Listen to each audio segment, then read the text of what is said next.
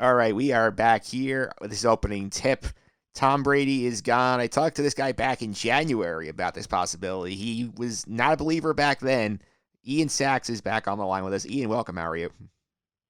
Mike, thank you so much for having me. It's hard to believe that we're talking and Tom Brady is a member of the Tampa Bay Buccaneers and not wearing that famed Patriot blue anymore with the silver helmet. But it's different times right now, and we can only look forward to seeing the next chapter in both his legendary playing career and what's next for the Patriot organization and Bill Belichick. Yeah, I must say, last Tuesday in Boston must not have been a fun day because no St. Patrick's Day parade because of social distancing. All the sports shut down. Tom Brady nowadays leaving. That must have been a bummer of a day up there. I can only imagine what it was that an announcement that would force people to try to go out and drink and try to put it in perspective, try to cope with it at somehow, and do it in a community setting, and yet nope, stay home and deal with it yourself. I couldn't even imagine what Patriot Nation was going through, really, in Boston and really throughout all of New England. Yeah, for sure. I mean, think about it this way though. I talked to you back in January during the playoffs. You were like, Tom Brady's coming back. He's not going anywhere. Like, how shocked were you that he actually did leave? So am I. I really thought that both Brady and the Patriots would figure something out. I thought that Brady would look at a Kobe figure, the way that he played 20 years with one organization, that Kobe and the Lakers are so tied together, or Derek Jeter or Mariano Rivera type of image where you're so synonymous with that one team that you did play for. And Brady even posted, I think it was either shortly after Kobe died or maybe the memorial service, a really heartfelt message about Kobe and his relationship and his reverence for Kobe. And really, I thought that kind of showed something of he's putting it in perspective of, wow, looking back at it, Kobe played 20 years with one organization, the cream of the crop, the Los Angeles Lakers, one of the two, three most storied organizations in the NBA. I can have that same legacy if I stay here in New England. Robert Kraft and I are so tight. We're such good friends. Kraft considers me a son. I really thought that would put Brady over the edge. Yes, he might get a little better offer somewhere else, but I really thought that, yeah, I knew that he was done taking that home field discount from the Patriots. He really wanted to get his money, but I really thought that the two sides would somehow be able to reach a deal. Yeah, I thought so too. I must say that was very surprising once the announcement came out. I mean, let's go before we get to why you went to Tampa. Like, why do you think he actually chose to leave? I mean, we've heard the theories about how the whole situation where Belichick reportedly offered him to the 49ers at the deadline 17 sort of fractured the relationship. I've heard stuff about the TB12 method and the Alex Guerrero thing. Like, what do you think was the straw that broke the camel's back? I think part of it is that the relationship just finally ran its course. And I think that you can only hear one voice for so long and stay in one place for so long. And then it starts to become monotonous. I was reading an article on ESPN about it just earlier today and talking about how Brady really felt that he had reached the pinnacle of his time in New England. You had the three early championships. You had the run at perfection. You had another matchup with the Giants. Then they needed to retool after that one. And then they finally got back to their championship winning stride, winning three more, getting to another Super Bowl in the loss to the Eagles. And I really think that he felt there really isn't too much for me to do here. I think the article might have even said that when the Patriots were sitting at 8-0 this year, and this is coming off of a Super Bowl which they won 13-3, just one touchdown in the entire 60-minute game. That one coming with about 2 minutes left, and a really defensive stalwart of a game. This year's Patriots team was 8-0 largely behind their defense. He even said, I'm the most unhappy 8-0 quarterback probably ever in NFL history. And when you think about that Brady here is part of this Patriot way in which win at all costs, no matter how it gets done, no matter who does it, no matter if it's the 53rd man on the roster or Tom Brady, the GOAT of all quarterbacks, the GOAT of all football players. No matter who gets the job done, as long as the team is winning, that's the most important thing. And when he started to feel that way, that yes, the team is winning, but there's something about it that's not making me happy, and I'm starting to feel away from that Patriot way, that iconic mark of the team and the organization of doing whatever it takes. I think that's when he realized maybe it's time to step away, and it's either going to be end my career with the Patriots, but fall short of my goal of playing into my mid 40s. But if I want to play into my mid 40s, I'm going to have to go somewhere else. Yeah, he does go somewhere else. He's the latest in the line of the great quarterbacks to finish out here. Joe Montana finishing as a Chief, Peyton Manning with the Broncos, Joe Namath with the Rams. The list goes on and on. Like, so how do you think now, like, looks historically, he's going to be in that group as opposed to like, somebody who just plays his entire career with one team? I think that it's not time to put his full career in perspective. He can either go the way of Montana, or Namath. If you think of Namath, you think of that jet green. Think of Montana, you think of that beautiful 49ers red or maroon. Whereas Manning is a little different. Manning, you really do think of both teams that he played with. Of course, he was at his best, had his longest run of sustained success with the Colts. But then he comes back, goes to the Broncos, sets the single season record with 55 touchdowns, goes to 2 Super Bowls, wins his last game in the NFL. You really could think of Manning rather, with both teams that he played with. So I think that it's really, we cannot put Brady's career in perspective just yet. If he goes to the Bucs and is like Jordan with the Wizards and kind of just is average on his way into retirement, then of course we're going to only think of Tom Brady, the New England Patriot, 6-time Super Bowl champion, 9-time AFC champion, all those division titles. But if he goes to the Bucs now, and with the quarterback whisperer in Bruce Arians and that loaded offensive weapons that he now has, he could very easily lead the Bucs to the playoffs the next 3 years, maybe go to a Super Bowl or 2, maybe win a 7th ring with the Bucs, and show that he's more than just that quote-unquote system quarterback that some people are trying to label him as in playing for Belichick. So I think we really have to hold judgment on that and see where his path now takes him in Tampa Bay. Yeah, indeed. He ends up in Tampa Bay, and I got to admit, this one came out of left field to me because I thought if he was leaving, he's going out west, either the Vegas Raiders or the Chargers. And, like, so how surprised is it that Tampa is where he ends up?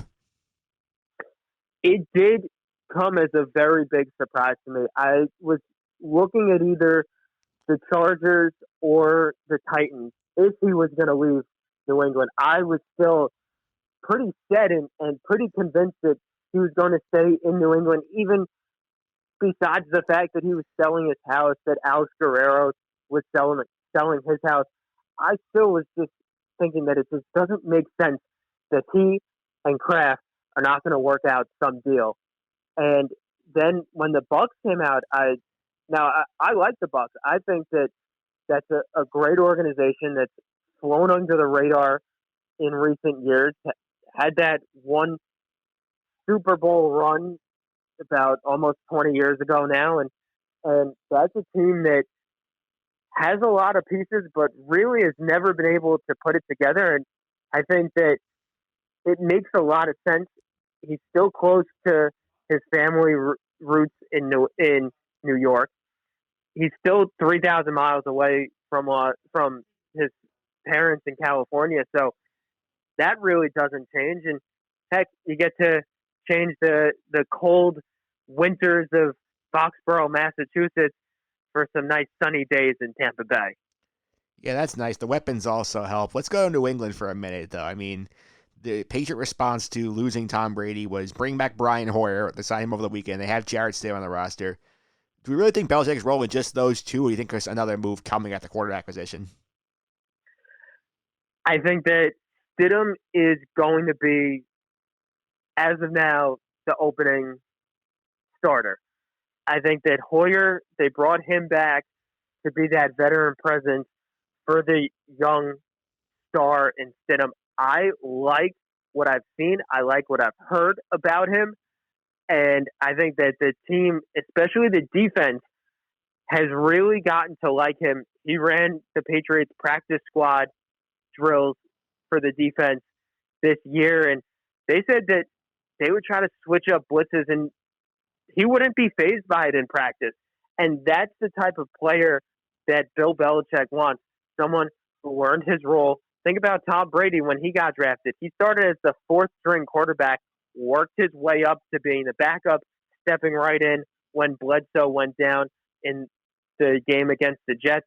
So I think that he might see some of Brady in Stidham. And then I also think that the Patriots are going to look to the draft this year and figure, you know what, we're not 100% sold. Keep the quarterback race interesting.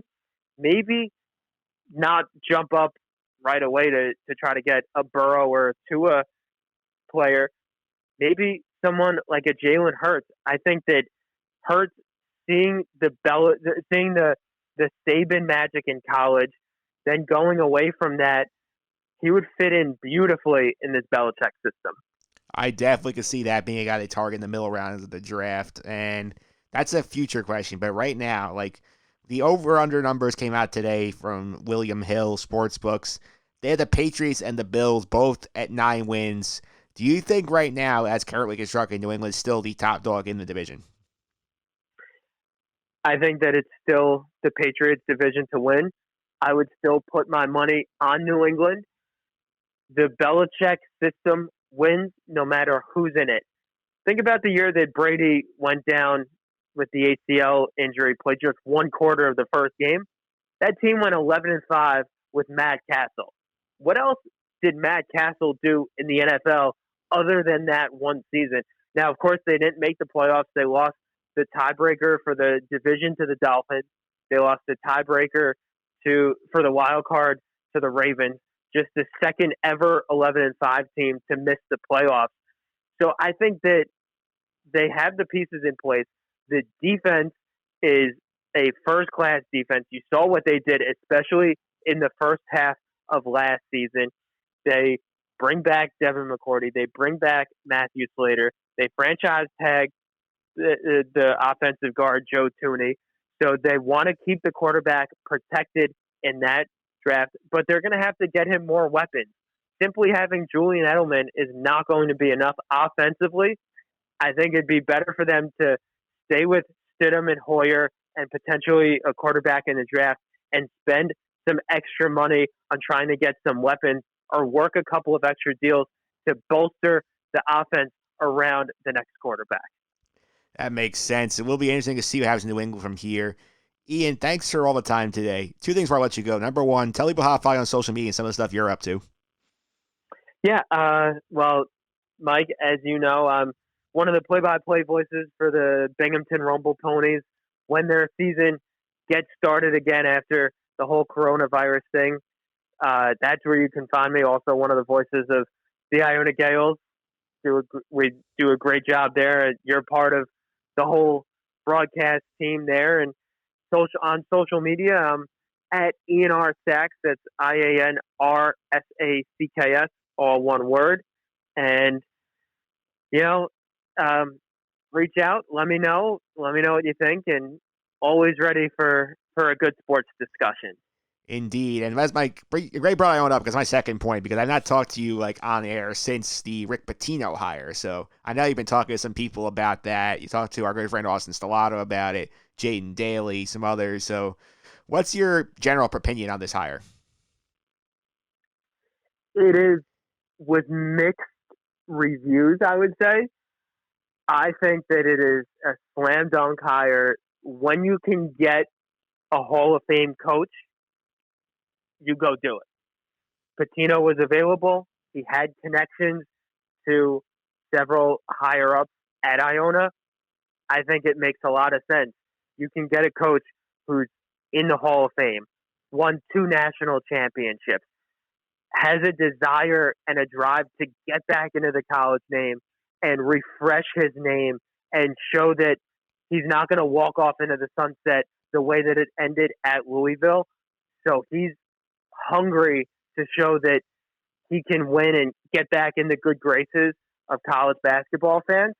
I think it makes a ton of sense. Patino is going to be recruiting on a different level now. And players are going to be, the prospective players are going to be looking at Iona differently now. Now Iona's not just that mid-major near New York that wins the MAC and is a 15 or 16 seed and, maybe holds their own against a Kentucky or a North Carolina or Duke in the first round, but ultimately bows out. They're going to look at it as, whoa, this is Rick Pitino.